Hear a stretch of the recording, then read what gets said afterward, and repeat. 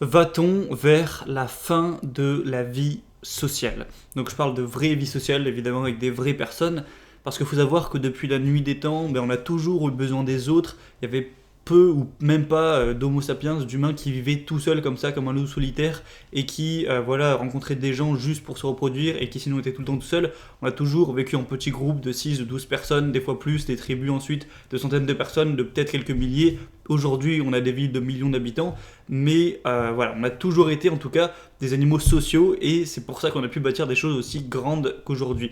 Sauf qu'aujourd'hui, malgré qu'on soit dans des villes de millions d'habitants, donc on est censé en fait être encore plus sociable qu'avant, eh bien on se retrouve, notamment à cause de la technologie, aussi parce qu'il y a tellement de monde que trop ça tue les vraies relations. Voilà, tu ne peux pas être ami avec un million de personnes évidemment, et du coup on se retrouve avec beaucoup de gens qui n'ont plus ou qui ont de moins en moins de vraies relations sociales enrichissantes. Et aujourd'hui on va s'appuyer sur un film qui s'appelle Her, donc Elle en anglais. Alors je tiens à remercier la personne qui m'a conseillé de voir ce film, donc c'est une personne qui me suit, qui a mis un commentaire sur une vidéo, qui m'avait dit, donc dédicace à voilà, Young Wave Studio, qui m'avait dit, voilà, qui m'avait conseillé ce film. J'avais pensé et je me suis dit je le regarderai plus tard, et je l'ai regardé ce matin. Et c'est vrai que c'est assez intéressant pour rebondir sur ce sujet. Donc je vais faire une petite présentation du film. Donc c'est un film qui est sorti en 2013. L'histoire se passe en 2025, donc à l'époque ça faisait 12 ans de plus. Aujourd'hui c'est que dans 5 ans. Mais du coup c'est un petit peu futuriste, même s'il n'y a rien de fou. C'est-à-dire qu'il y a beaucoup de gens qui utilisent la commande vocale comme une sorte de Siri améliorée avec une oreillette. Il y a des jeux vidéo un peu comme Kinect mais en plus développé, où voilà, t'as un petit peu comme des hologrammes, tout ça. Enfin voilà, c'est légèrement futuriste, mais on n'est pas sur un truc comme Star Wars non plus. Et bref, du coup, l'histoire, c'est un personnage qui doit avoir, je sais pas, 35 ans peut-être même un peu moins de 40, qui est en train de divorcer avec sa femme, enfin qui a rompu avec du coup son ex-femme. Il est encore de divorce, donc il pense beaucoup à ça, il est triste, il est malheureux. Un jour, il va tomber, alors je vais pas spoiler la fin du film, hein, si tu l'as pas vu, tu peux le regarder après, je vais pas spoiler la fin, mais je vais quand même raconter l'histoire générale.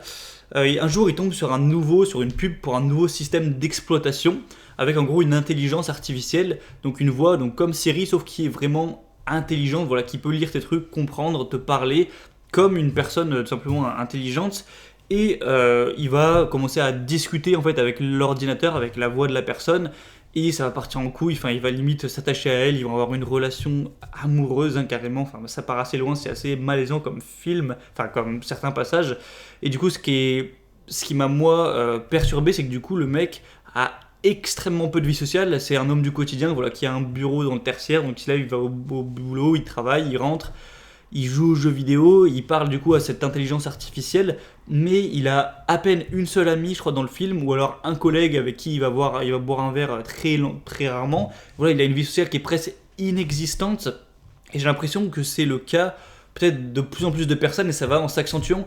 Ça m'étonnerait pas que si on continue comme ça, dans 10 ans, ça fera un petit peu comme au Japon avec énormément d'ikikomori, donc c'est des gens qui sont en isolement social, des gens qui, voilà, qui ont peut-être un ou deux amis, mais c'est tout, ou même pas, etc., qui sont tout le temps seuls chez eux, parce qu'aujourd'hui on peut survivre très bien en étant complètement seul. Moi aujourd'hui je travaille de chez moi, si je voulais, si je faisais aucun effort à ce niveau-là, je pourrais ne voir absolument personne, à part peut-être la caissière au supermarché ou les gens que je croise dans ma salle de sport.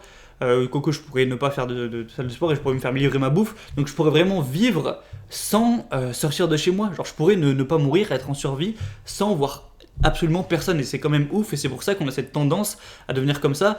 Et en général c'est un cercle vicieux, moins tu vois de gens, moins t'es allé socialement, donc moins t'as envie d'en voir, etc. Et ça fait une boucle. Et du coup j'aimerais rebondir sur ce problème-là. Alors le film aussi traite beaucoup des relations amoureuses, voilà, de l'amour tout simplement, un petit peu du romantisme et tout. Je pourrais dire beaucoup de choses là-dessus, j'ai pas forcément envie de parler de ça aujourd'hui, je vais plutôt me concentrer sur l'aspect social de la chose, parce qu'au final les relations amoureuses et les relations sociales c'est assez lié. Là on retrouve un mec qui au final se met à avoir une relation amoureuse avec quelque chose de virtuel, un ordinateur. Il se met du coup à parler de ses problèmes, à avoir comme une meilleure amie mais virtuelle, et il est au final, voilà, ça comble une sorte de solitude, mais par des faux moyens, comme si, je sais pas, au lieu de manger des légumes, tout ça, de manger une alimentation équilibrée et saine, tu te mettais à bouffer, tu sais, que des smoothies chimiques fabriqués spécialement, où voilà, ça te nourrit, tu vois, t'as l'impression d'être nourri, mais c'est pas bon pour ton corps. Voilà, pour en faire un petit peu la métaphore. Et moi, sincèrement, je pense que c'est un gros problème au niveau de la société. Ces problèmes sociaux en fait. J'ai l'impression que le Japon est un peu en avance sur nous à ce niveau, au niveau des relations amoureuses et sociales. Et j'ai l'impression qu'en France, on va vers cette chose, j'en ai parlé déjà plein de fois dans plein de vidéos, mais j'ai l'impression qu'on va vers cette voie où on a de moins en moins d'amis, où on a de moins en moins de relations amoureuses épanouissantes, etc., de moins en moins de relations de confiance. Et moi, j'ai envie de me battre contre ça, j'ai envie d'aller contre ça pour que, en fait, je trouve que la technologie c'est pas mal, c'est pas quelque chose qui est mauvais. Moi je trouve ça hyper pratique plutôt que de devoir tenir 5 classeurs remplis à ras-bord avec des photos par exemple, de pouvoir les mettre juste sur une petite clé USB comme ça. Ça c'est quelque chose d'hyper pratique. Le fait de pouvoir, si j'ai un ami qui part à l'autre bout du monde, de pouvoir l'appeler gratuitement sur Messenger plutôt que de devoir payer 50 balles de téléphone à travers des fils, des câbles, je sais pas quoi. Je trouve ça également hyper pratique. Il y a plein de choses, et même le fait de faire des vidéos comme je fais sur cette chaîne, je trouve ça extrêmement aussi cool plutôt que si je devais faire des discours dans la rue, ce que je ferais peut-être pas.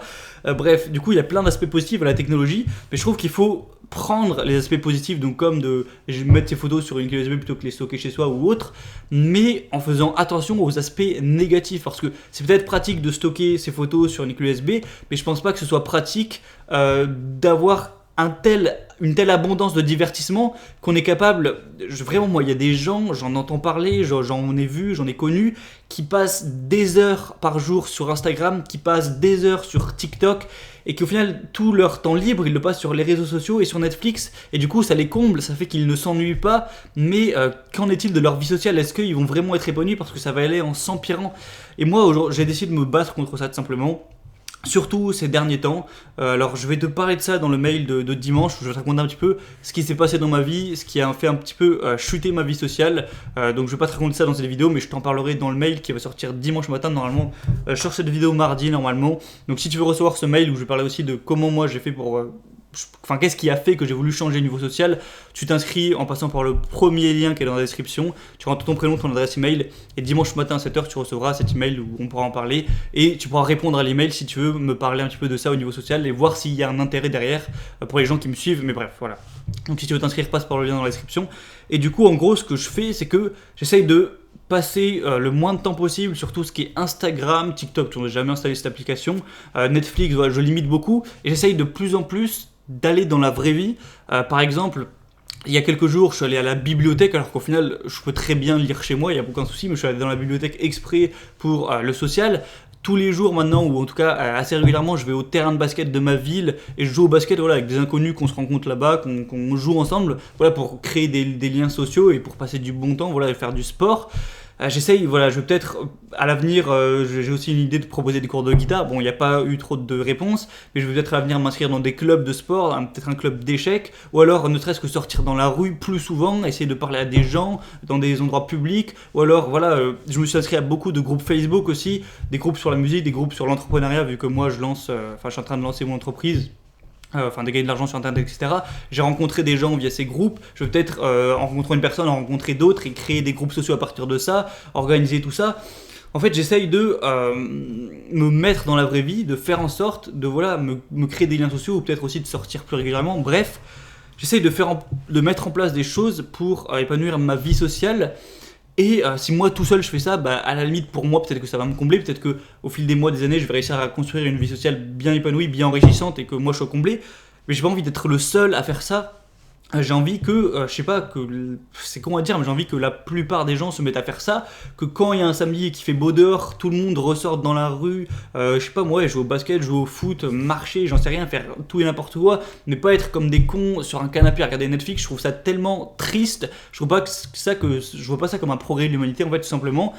Et plus on sera nombreux à faire ça, plus on sera nombreux à encourager les gens à le faire, etc.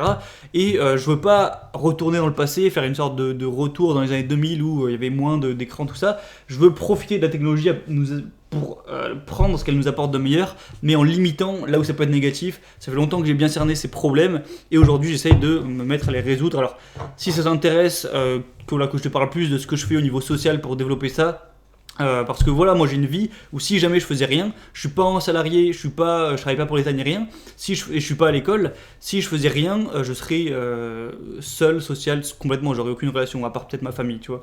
Donc bref, si ça t'intéresse que je parle plus de ce genre de sujet, donc comment renouveler sa vie sociale, etc., je t'invite à t'inscrire pour recevoir le mail que je t'enverrai dimanche, parce que je vais parler un petit peu plus en détail de ce sujet. Voilà, le mail sera sur ce sujet tout simplement, donc je crois que j'ai appelé ça renaissance sociale ou redémarrer sa vie sociale. Donc comme je l'ai dit, pour t'inscrire, tu passes par le premier lien dans la description. Et je t'encourage à te poser ces questions aussi dans ta vie, de est-ce que tu es comblé socialement, est-ce que ça va à ce niveau, sinon de mettre des actions en place, de réfléchir à tout ça, et tu peux me dire aussi dans les commentaires ce que tu en penses de tout ça, parce que j'ai envie en fait de commencer à réfléchir au problème avant qu'il arrive, parce qu'aujourd'hui il y a quand même pas mal de monde qui reste assez social, il y a pas mal quand même encore de soirées, de gens qui sortent et tout, mais je suis sûr que ça descend d'année en année, et faut pas qu'on se réveille en 2030 où c'est bon, les relations sociales auront disparu, et qu'on sera comme des cons, et ce sera plus chaud de démarrer là, plutôt que si on s'y prend maintenant. Bref, voilà. Donc c'est une vidéo pour rebondir sur ce sujet du social. Alors aussi, comme je l'ai dit, le film parle beaucoup de relations amoureuses, et ça aussi c'est quelque chose qui se perd, les relations en tout cas de long terme, même peut-être les relations de manière générale, mais je ne vais pas faire une vidéo de 40 minutes non plus. Donc voilà, c'était le message que je voulais apporter. Donc ne néglige pas ta vie sociale, sois proactif à ce niveau, ne deviens pas comme les Japonais, Kokomori, etc. C'est vraiment une source de malheur intense, et je trouve ça triste d'être malheureux dans un monde où on a tout, quoi, où on a de l'information en abondance, où on a de la bouffe en abondance, où on est en sécurité. C'est du gâchis d'être malheureux dans ce monde alors qu'on a tout. Voilà, c'est juste une question de couilles, d'oser sortir dans la rue, d'oser créer des relations et d'oser se bouger à ce niveau, tu vois. Bon bref, on se retrouvera dans une prochaine vidéo pour parler de ce genre de sujet. Donc je te dis à la prochaine, ciao.